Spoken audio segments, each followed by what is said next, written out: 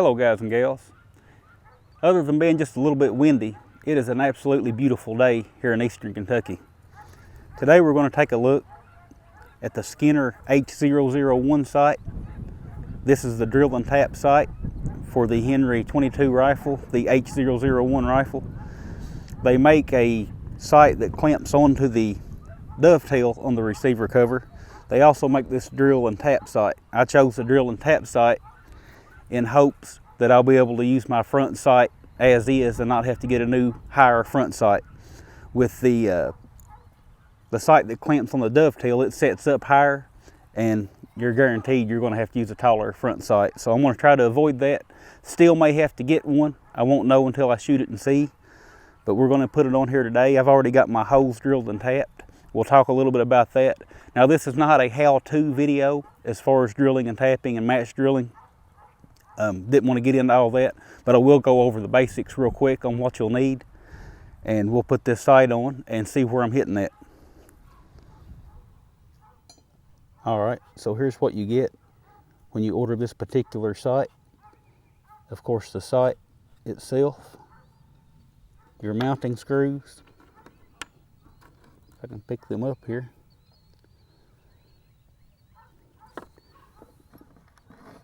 You'll get an Allen key to fit the screws. I prefer a hollow ground screwdriver set. Just get a better grip on it. Even a cheap set of hollow ground bits is better than the best chisel tip screwdrivers when it comes to gun work. So that's what you get with the sight itself. As you can see, I've already drilled and tapped my holes on the receiver cover. Now, if you don't feel comfortable doing that, you can take this to your gunsmith. They won't have any trouble drilling and tapping these holes. It's a simple match drill.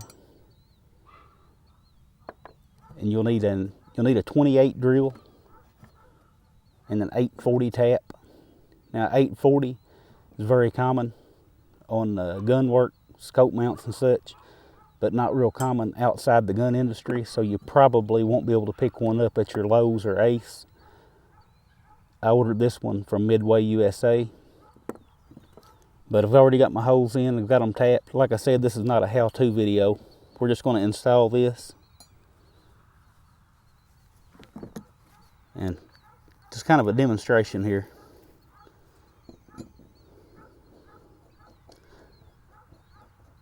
You want to snug these up, but you do not want to over tighten these. This alloy that Henry uses in these receiver covers is very soft. It's a zinc alloy, pot metal we call it. Don't want to over tighten and ruin all your work. So I've just centered that up. We'll go ahead and put the receiver cover on the rifle and see if I'm going to be able to use my front sight or not. Alright, so if you've never seen a Henry rifle without the receiver cover, this is all it looks like. This is your actual receiver. This is just the cover that goes over it. The good thing about this is you can send this cover off to have it drilled and tapped. Skinner does it for a fee. They'll drill and tap it and even install the sight and send it back to you. And you can do that without going through an FFL, where if you were sending the actual receiver, you would have to send that through an FFL and pay an extortion fee to get that transferred over. So, try to put this back on here real quick.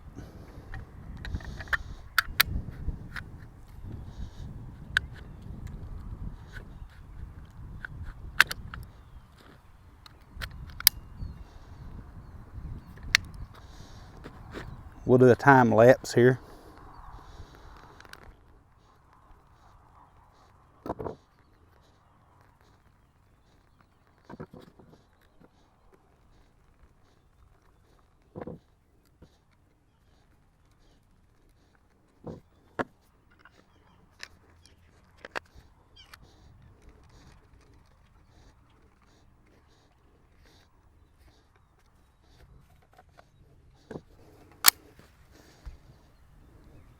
All right, so as you can see, the sight just looks like it belongs. That's what I like about these Skinner sights.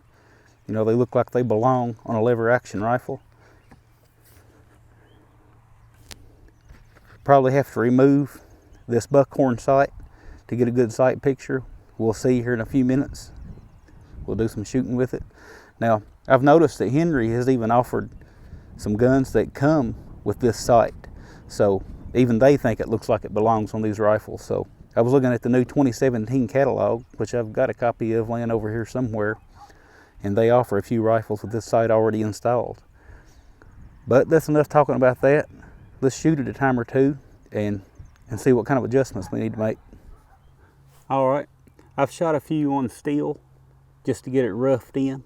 I've got a paper target up now, so let's see exactly where we're hitting at.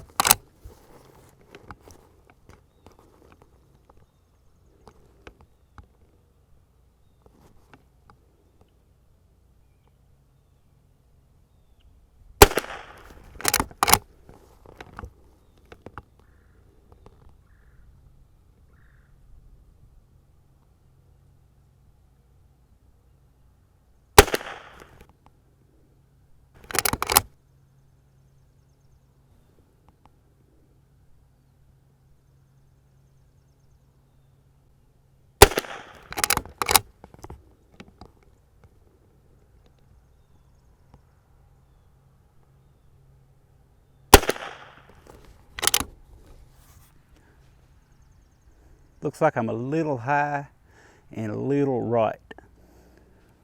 Let me go take a look at this. All right, I said right. I was actually hitting left. It's amazing. I'm 40 years old and I still get those two confused. So I did make an adjustment to bring my group to the right with the rear sight adjustment, and I'll show you these adjustments here in just a moment. I'm gonna go ahead and put 5 more shots on this new target and see if I brought that group over. I can't do anything about the elevation because I'm bottomed out on the elevation. So I can either get a new sight, or what I'm gonna do first is see, because your elevation will change with the range. Right now we're only at 30 yards. If I go on back to 50, I may bring that on in or not. Or if I go up to 20, it may be hitting dead on. So, you know, 30 yards is kind of the range I'd like to have it zeroed, because this is going to be a squirrel rifle. Most shots are around 90 feet or so for me. So ideally, I'd like to have it zeroed here. I may end up having to go with a taller front sight. If so, that's not a big deal. I can take my front sight and band off and send it to Skinner and have them dovetail me a sight in. But not sure if I'm going to go that route yet or not. Let's see where I'm hitting now.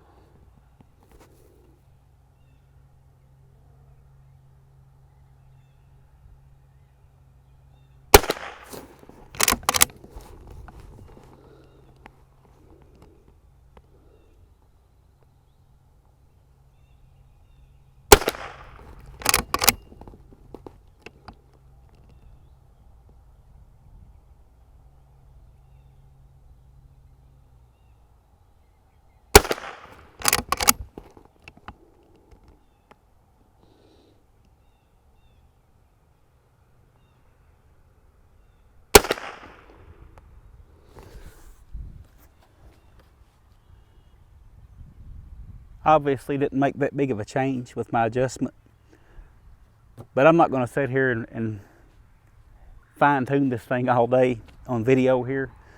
I will go ahead and do that and get it tuned in, but I don't want to bore you guys to death. So we'll take one last look at these sights and I'll give you my closing thoughts and we'll shut this video down. Now, you guys that have followed my channel for a while, you know that I'm a big fan of iron sights, peep sights, and more specifically. But obviously I'm able to take advantage of the full sight radius, of a longer sight radius on this rifle, the full length of the rifle. So here you can see my old factory sight, rear sight. I'm a good 6 inches farther back now, so definitely makes it easier to shoot. This sight, you can remove the aperture and use it as a ghost ring sight. Gives you a much bigger aperture there for faster shooting. You can pick those targets up a lot faster. Your adjustments, it has a set screw on the side, and you can twist this to raise your elevation. Obviously, I didn't need to raise my elevation, at least at 30 yards.